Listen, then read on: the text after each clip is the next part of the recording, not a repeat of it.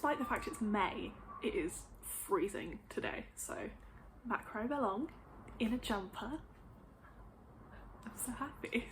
Hello everyone, my name is Miranda, and today I'm going to be doing my April wrap-up, which is maybe going to be shorter than some of my other videos because we only have, well, 5 books to talk about. I only read 4 books in April and 1 DNF that I will definitely be returning to at some point.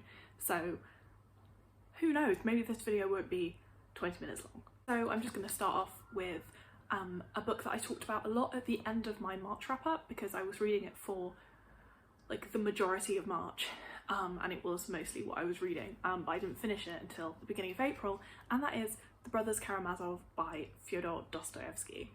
So this was the last book that I had to read for uni this year, which is really weird to say. I've now read all of the books that I need to read for second year.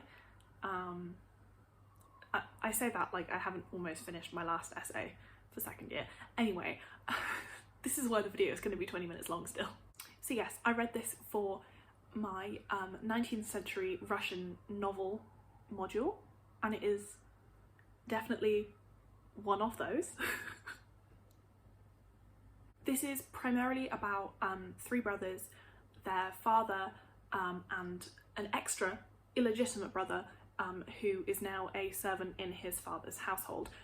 You spend about that much of the book, which is essentially the first half, getting to know all these characters, and then there is the inciting incident for the actual action to happen. You think I'm joking. Father gets murdered, and then there is an investigation, which is actually all quite kind of fast-paced and exciting, but it takes an age to get there.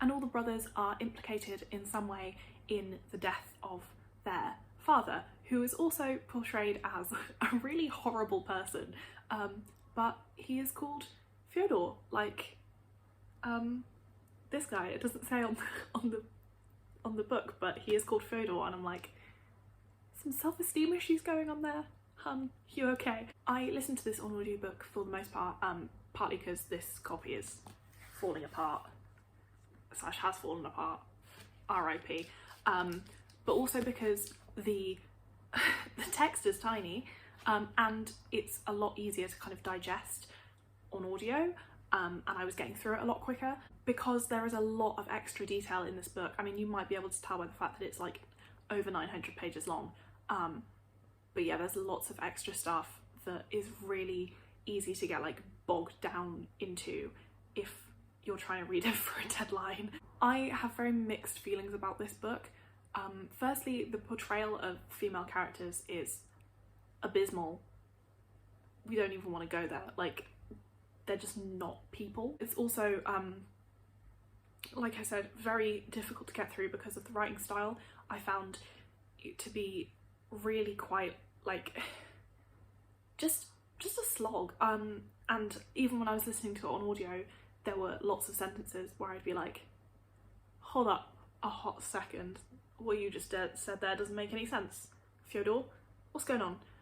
There's also a lot of philosophical, religious stuff in this book, which is fine, but it's not there in a natural way, so it feels very much like shoved in your face. Like, man's like, I'm gonna tell you what to think through these characters, not in any kind of subtle way. There are some really interesting character studies, and I did enjoy like the second kind of, well, like the last third more than any of the rest of it, and parts of it I did think were really kind of well examined, mostly character stuff.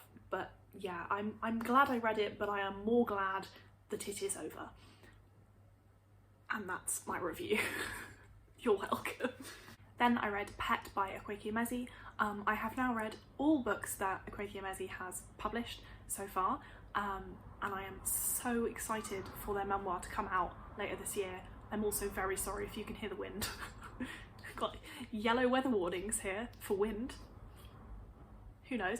This was probably my least favourite out of the 3, but I still think it is an excellent book and I really enjoyed it. So this follows a girl called Jam who lives in a town doesn't have any monsters anymore. They have all been got rid of. All the bad people and the situations that create them have been taken away by these people called angels who now run the town. But then a creature called Pet visits Jam and basically says, all the monsters aren't gone. There is one near you and we need to go and hunt it. The audiobook is an excellent audiobook. Like, the narration is so, it's just amazing. Like, it's full of life and like brings every single character to life, especially Pet, who honestly the descriptions of Pet are incredible, and I loved their kind of character and how scary but also like authoritative and unsettling and somehow comforting they were. It's so interesting, and yeah, I think this is a really great book. Then I read Transcendent Kingdom by Yaa Gyasi.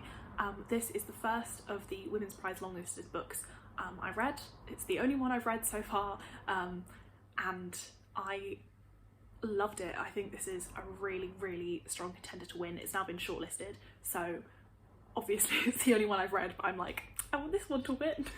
Honestly, I don't want to say too much about it because it is about so many things, and I know that reducing it to a kind of like blurb will not do it justice. So all I'm going to say is, if you want to read books about, I'm going to check my list here because there's a lot. Family, mental illness, addiction, religion, neuroscience, loneliness. All the things. Read it. Read it. It's so good. Wind. Wow. Yeah, this is just... It's like Wuthering Heights up in here. Yeah, the way that Yaa Gyasi kind of brings all of these amazing characters and themes together in this one really quite short narrative is incredible, and I think this is a brilliant book and you should read it. And you should also read Homegoing if you somehow haven't read that yet, because that is also excellent, and I'm obsessed with you. Thank you and good night. Also, it was quite funny because when I reviewed the Brothers Karamazov on my Instagram, I said it has lots of philosophizing and religious stuff, which I'm not that interested in, but this book proved me wrong, because I can find that stuff incredibly interesting if it's written well. So, sorry Dostoevsky. Then I read another kingdom, Akwaeke Kingdom by Leigh Bardugo.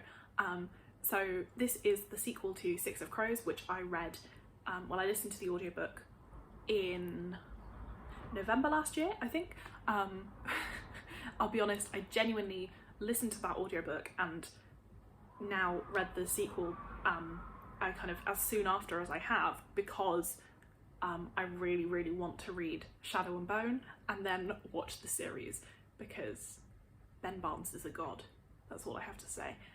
That sounds so creepy. I mean, that is originally why I started reading these, because I've kind of wanted to anyway, and then I was like, oh, I can get the audiobook for free and then I can watch the series, which looks really good, and it's got Ben Barnes in it, and I'm obsessed with Ben Barnes apparently. Anyway, but Six of Crows was really good. I really enjoyed it, and then I was like, sequel, let's go. So I bought the sequel and read it. Wow, we're really going on tangents today, aren't we? We've just got to the point where I'm like, I read this book. Anyway, this was exactly what I needed to get me through the last couple of weeks of uni assignments, because it's just fun, and it's just like something that you can get really sucked into, and I loved it. I enjoyed this so much. So obviously it's a sequel, I can't get into like the specifics of the plot too much, but essentially this duology is about a gang of like young adults who do crimes and yeah, it's like YA kind of urban fantasy, and they do crimes, and in Six of Crows they are kind of tasked with this impossible heist. Do they do it? Do they not? Do they all die? No, because there's a sequel. What I love most about this duology is seeing the characters get out of the most ridiculous situations, because you don't know how it's all gonna kind of play out, obviously, but like, it seems like they're stuck in something that they can't possibly get out of, and then there's a plan, and it makes perfect sense, and it's so fun, and so ridiculous, and I had the best time. But also, the characters are really interesting. I don't think you can even say morally grey, because they're pretty bad people a lot of the time, but also like they have reasons for being bad, and they are not just like, we're gonna fuck everyone up. We're gonna fuck everyone up for a reason, if that makes sense. And the relationships between them are really entertaining to read. And I think generally, apart from a couple of structural issues, this one is really, really great, and I had an excellent time. I mean, I had an excellent time apart from when I cried at the end. But yeah, they're so well written, and I can't wait to get to Shadow and Bone, which is a trilogy. So I'll have to finish an entire trilogy before I am able to watch the series. So that's all books I read, because like I said, uni, it's been kicking me in the ass, but we're almost there. We're so close. I have 150 words-ish left to write of my last essay, and then I have an exam, but then I'll be free.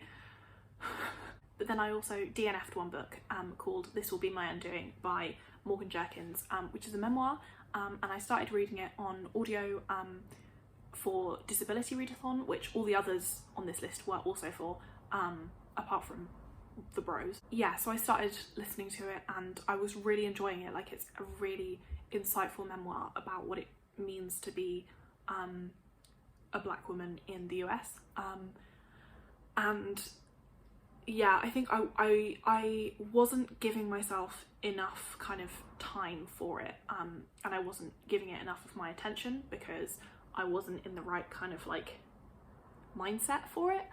So I know that I will definitely come back to this because I think it is great, and I really enjoyed what I did listen to.